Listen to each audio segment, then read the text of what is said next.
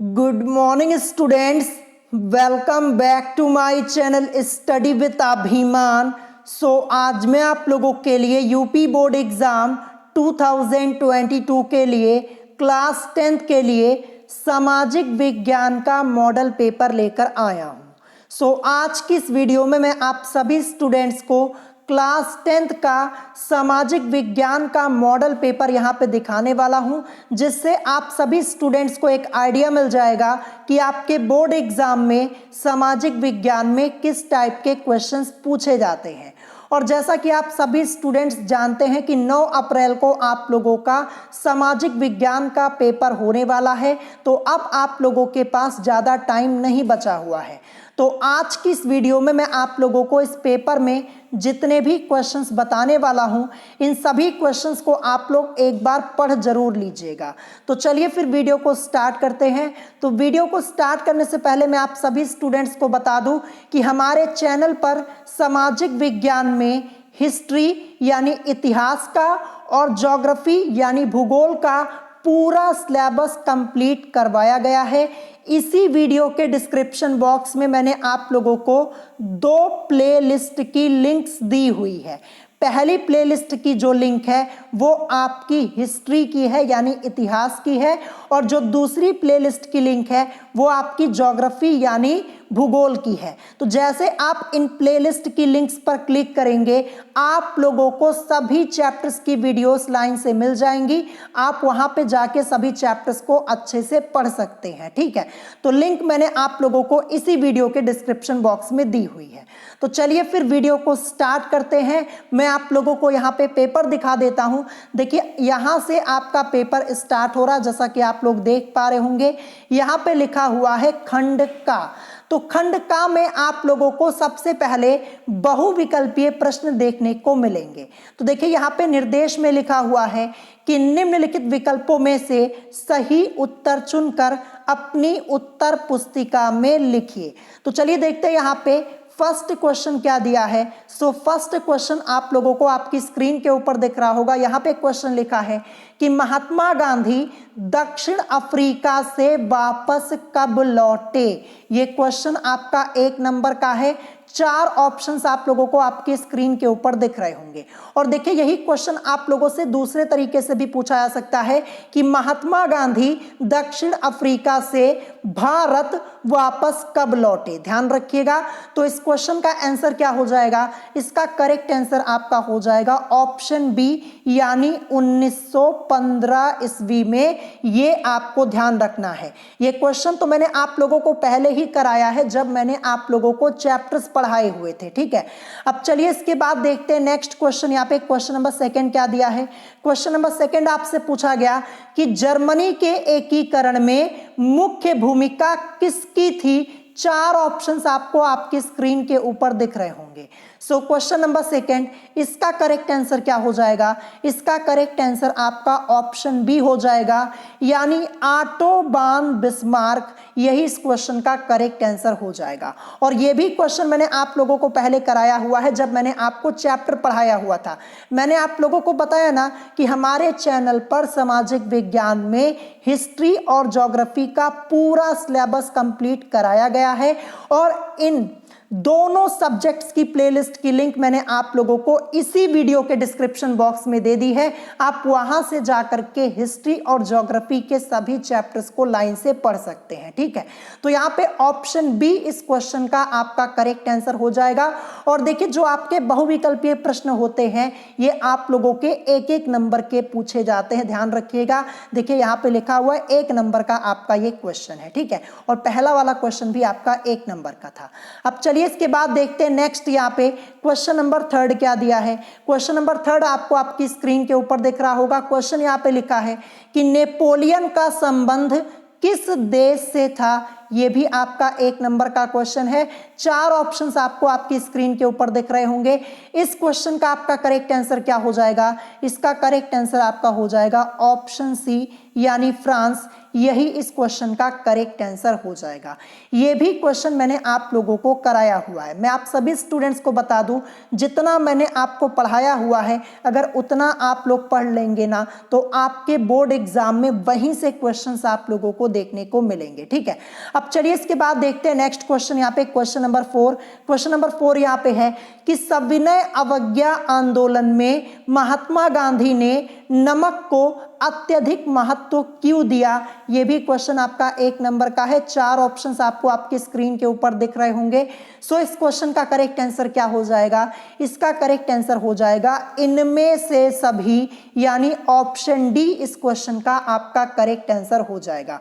और मैं आपको बता दूं, महात्मा गांधी जी ने जितने आंदोलन चलाए हैं उनके बारे में आप लोग जरूर पढ़ लीजिएगा। मैंने आपको सभी आंदोलन पढ़ाए हुए हैं जो महात्मा गांधी जी ने चलाए हुए थे, और इसके अलावा भी कई आंदोलन आपके दिए गए हैं, तो इन सब को एक बार अच्छे से पढ़ लीजिएगा। यहां से आपके बोर्ड एग्जाम में क्वेश्चन जरूर आएंगे।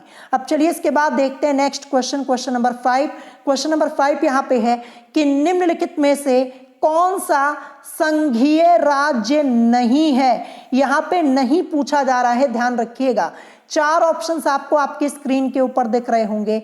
तो इस क्वेश्चन का करेक्ट आंसर क्या हो जाएगा? करेक्ट आंसर हो जाएगा ऑप्शन डी, यानी दिल्ली। ये इस क्वेश्चन का करेक्ट आंसर हो जाएगा, क्योंकि दिल्ली जो है ये एक केंद्र शासित प्रदेश है।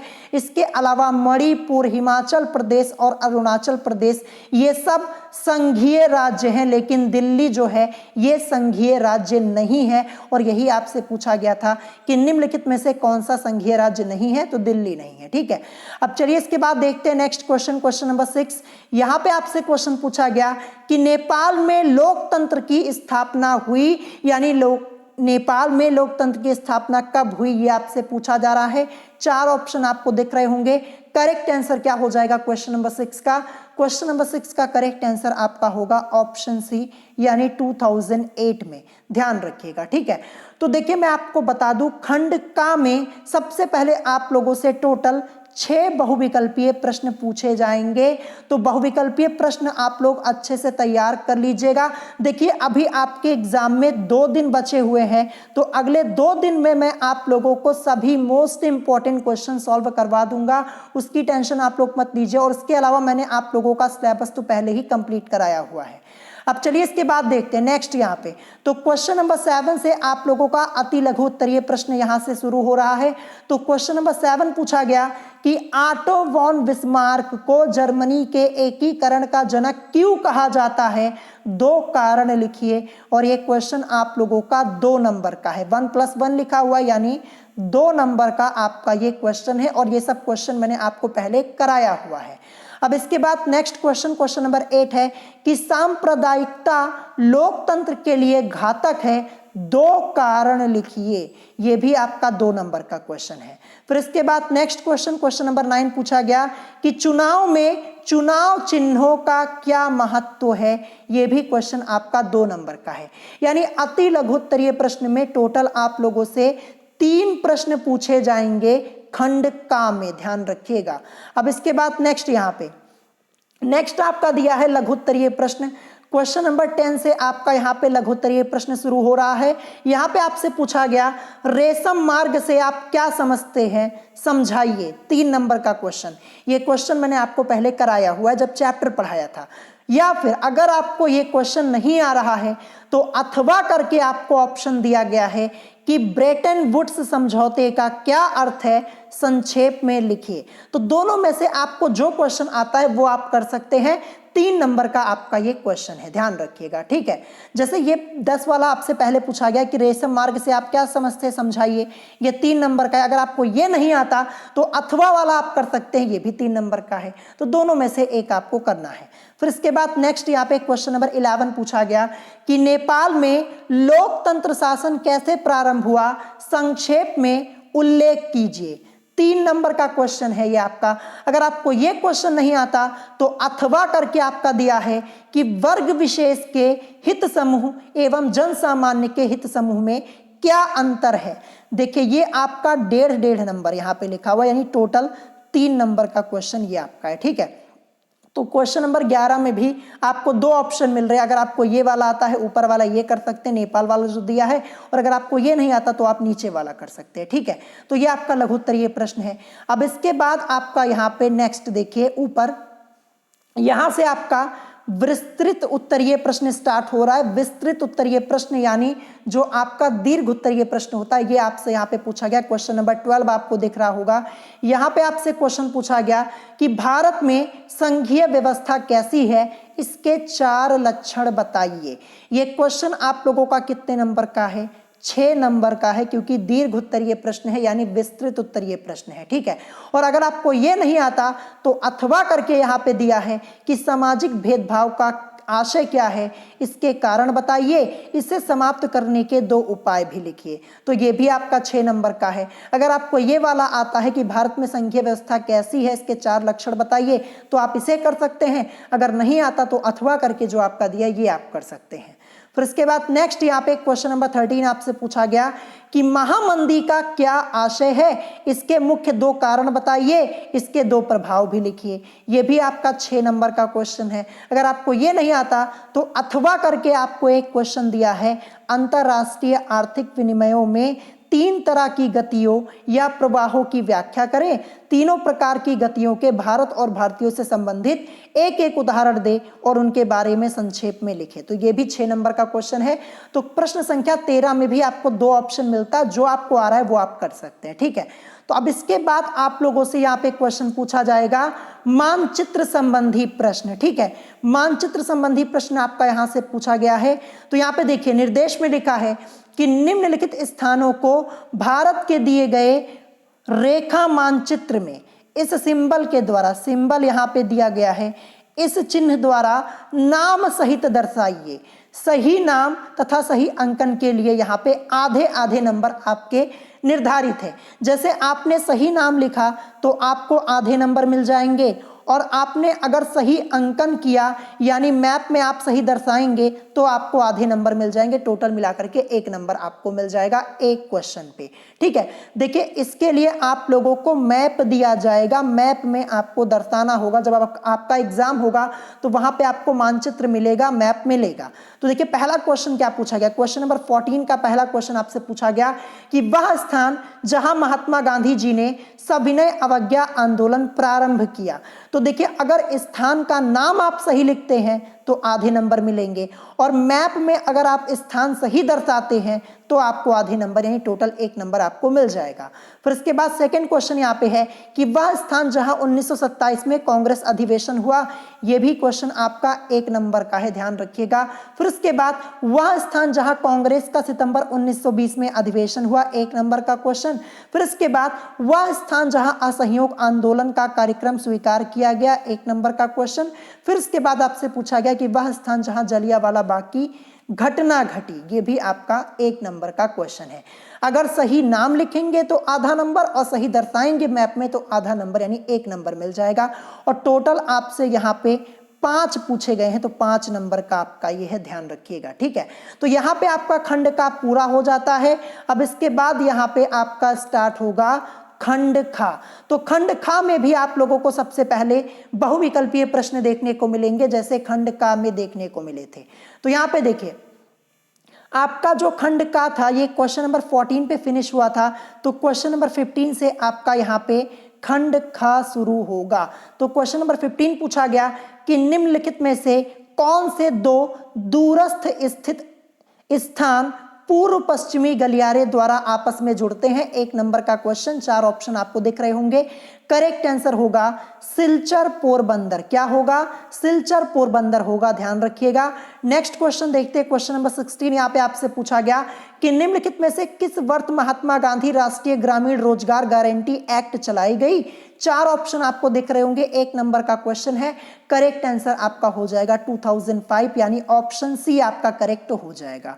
नेक्स्ट क्वेश्चन है क्वेश्चन नंबर 17 कि सलाल बांध किस नदी पर बना है। 4 ऑप्शन आपको दिख रहे होंगे, 1 नंबर का क्वेश्चन आपका ये है।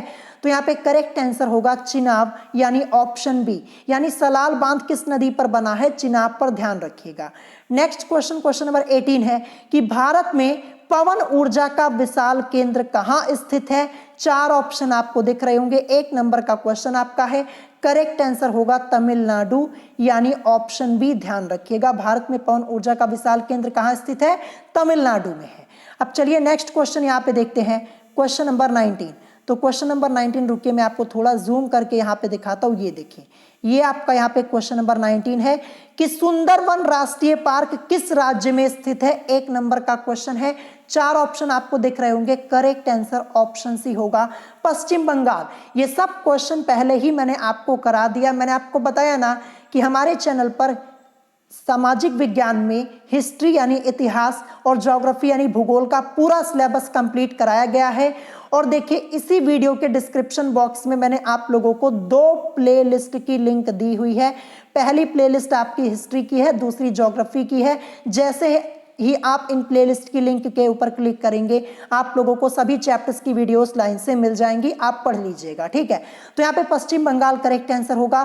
फिर इसके बाद क्वेश्चन नंबर 20 पूछा गया कि निम्नलिखित में धात्विक खनिज का उदाहरण है। 4 ऑप्शन आपको दिख रहे होंगे। 1 नंबर का क्वेश्चन, करेक्ट आंसर होगा ऑप्शन बी यानी लौह अयस्क, ठीक है, ऑप्शन बी करेक्ट हो जाएगा।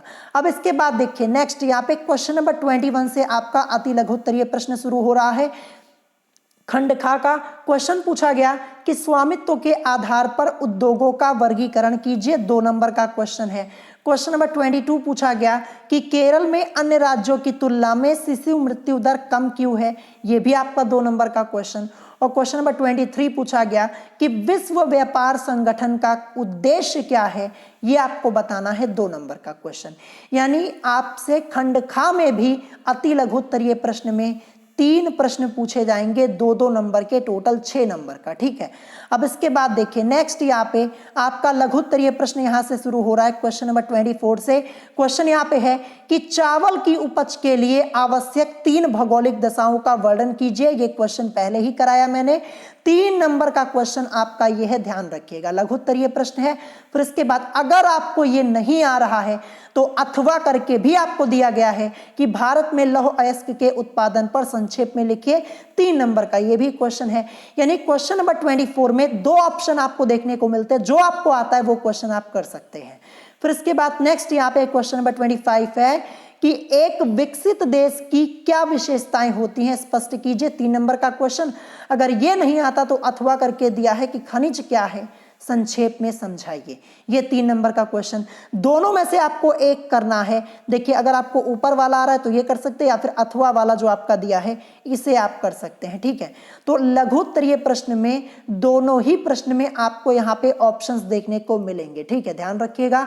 अब देखिए इसके बाद आपका यहाँ पे विस्तृत उत्तरीय प्रश्न शुरू हो रहा है क्वेश्चन नंबर 26 से। यहाँ पे पूछा गया कि मृदा अपरदन से क्या अभिप्राय है? मृदा अपरदन के लिए उत्तरदायी कारणों का वर्णन कीजिए। 6 नंबर का क्वेश्चन, ठीक है। फिर इसके बाद देखिए, अगर आपको ये क्वेश्चन नहीं आ रहा है तो अथवा करके भी आपको एक ऑप्शन दिया गया है क्वेश्चन नंबर 26 में कि भारत के आर्थिक विकास में परिवहन के साधनों का क्या महत्व है। 6 नंबर का, ठीक है।